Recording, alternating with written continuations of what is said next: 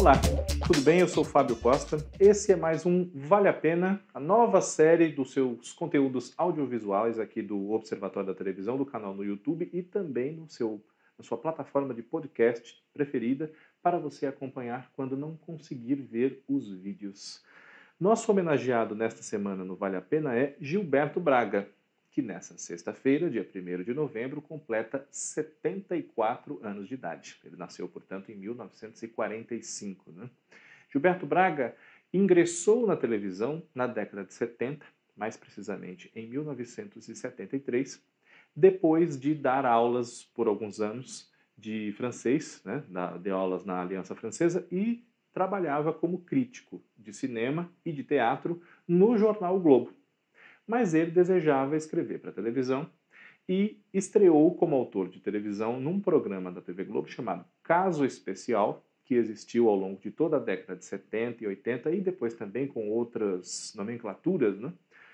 A sua primeira adaptação para esse programa, que partiu de um outro texto de Alexandre Dumas, né, foi A Dama das Camélias, numa versão modernizada para os anos 70, estrelada por Glória Menezes e Cláudio Cavalcanti. Como Gilberto, que na época inclusive não assinava Gilberto Braga, mas o seu nome de crítico de teatro, Gilberto Tunsit, que é o nome dele também, né? Ele não tinha ainda, vamos dizer, a carpintaria da dramaturgia de televisão, então contou com a supervisão de texto de Oduvaldo Viana Filho, Vianinha, que na época escrevia para o Caso Especial e também para A Grande Família, na sua primeira versão, que foi exibida por essa época, entre 72 e 75.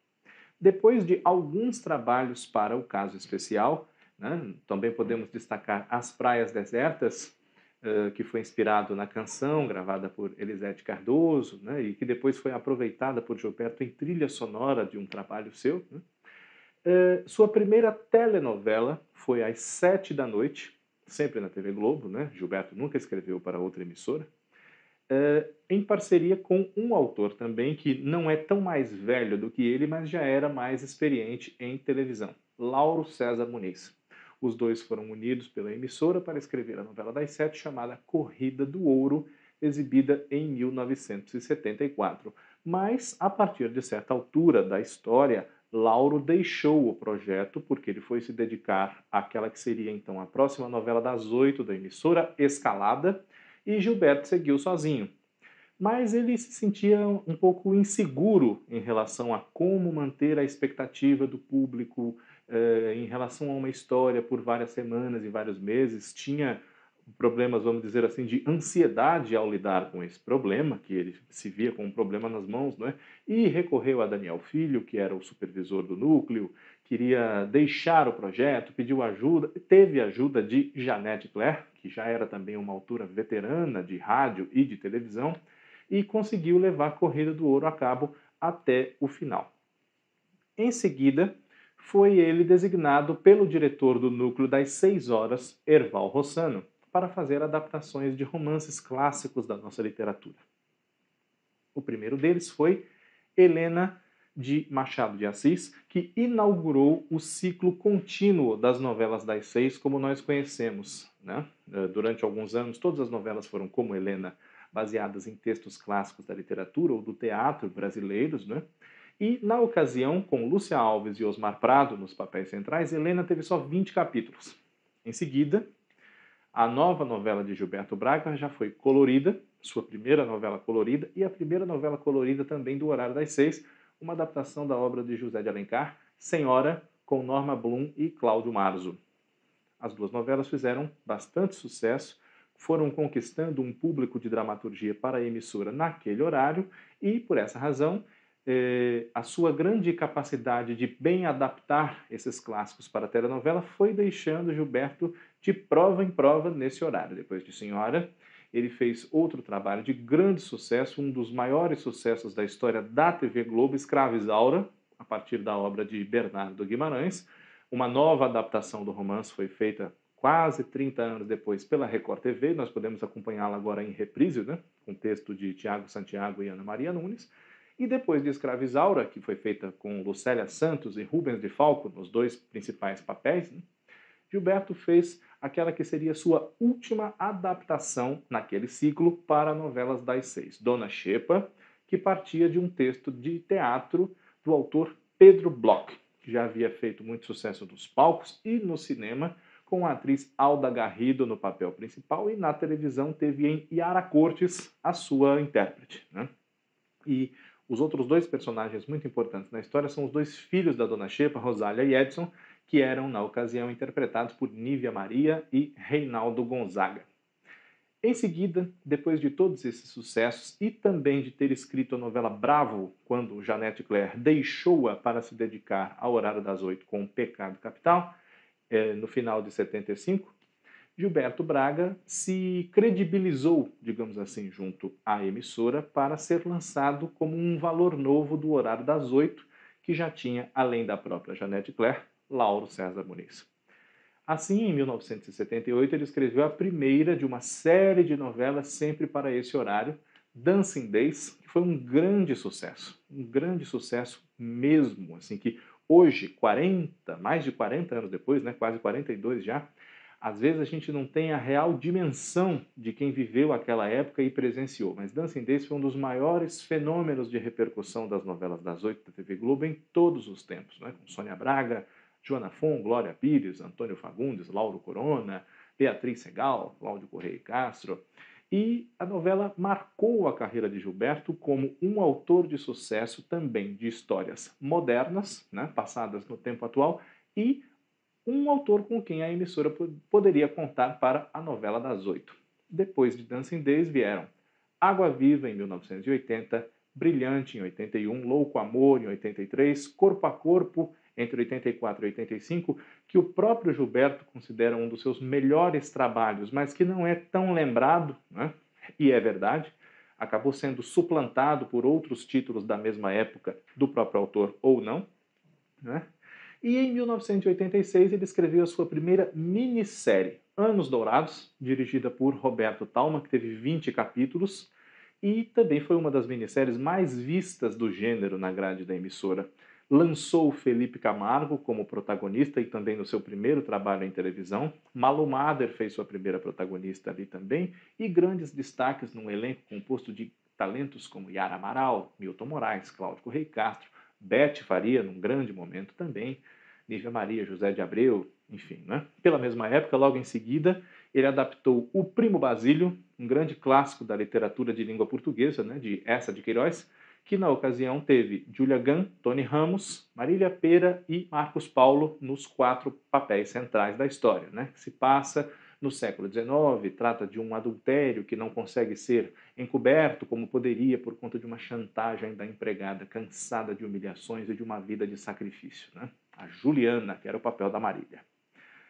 No mesmo ano em que O Primo Basílio foi ao ar, 88, Gilberto escreveu, com Leonor Basser e Aguinaldo Silva, outra dos grandes trabalhos mais marcantes da carreira dele, né? Dos trabalhos mais marcantes da carreira dele, que foi Vale Tudo, um dos maiores sucessos também do Horário das 8 da noite, e que ficou marcada, além dos seus personagens emblemáticos, a alcoólatra, que era Heleninha Reutemann, papel da Renata Sorrah, a grande vilã, sem nenhum escrúpulo, Maria de Fátima, a Glória Pires, né, que foi capaz de vender a própria casa e deixar a mãe na rua, que era a Regina Duarte, a nossa Raquel, né? Vale Tudo é muito lembrada pelo crime que levou a grande expectativa no final da novela da resolução em torno do nome do assassino, né? Quem havia matado Odete Reutemann, que era a personagem de Beatriz Segal, considerada a maior vilã da história da teledramaturgia, embora na mesma novela tivéssemos aí a Maria de Fátima, né? Depois, nos anos 90, a partir do sucesso de Vale Tudo, ocorreu a Gilberto Braga fazer outras histórias baseadas na discussão em torno da honestidade do Brasil e do jogo canibal que existe entre os interesses dos ricos e a baixa, péssima condição de vida dos pobres no nosso país. Daí surgiram O Dono do Mundo, em 1991, que foi uma novela um pouco problemática, sofreu muito com uma campanha da mídia, com uma rejeição de parte do público e com uma exaltação de um sucesso infantil, Carrossel, exibida pelo SBT na ocasião, mais ou menos no mesmo horário, ali na faixa de 8h30 da noite. Em seguida, a outra novela de Gilberto Braga, depois das muitas críticas que o Dono do Mundo sofreu por mexer com o tabu da virgindade feminina, tratar os pobres de uma maneira muito desagradável no sentido da visão que os ricos faziam deles na história, né? Pátria Minha, a novela seguinte do autor, em 94, também enfrentou alguns problemas, especialmente por conta de uma cena de racismo do protagonista Raul, vivido por Tarcísio Meira, contra um dos empregados da sua casa, o Kennedy, que era personagem do Alexandre Moreno. Essa cena rendeu muito, além de toda a história que também mostrava os pobres como verdadeiros joguetes nas mãos de ricos sem maiores sentimentos de humanidade, de compaixão, de empatia por eles, né? O próprio Raul era a grande personificação desse rico que não está nem aí para nada.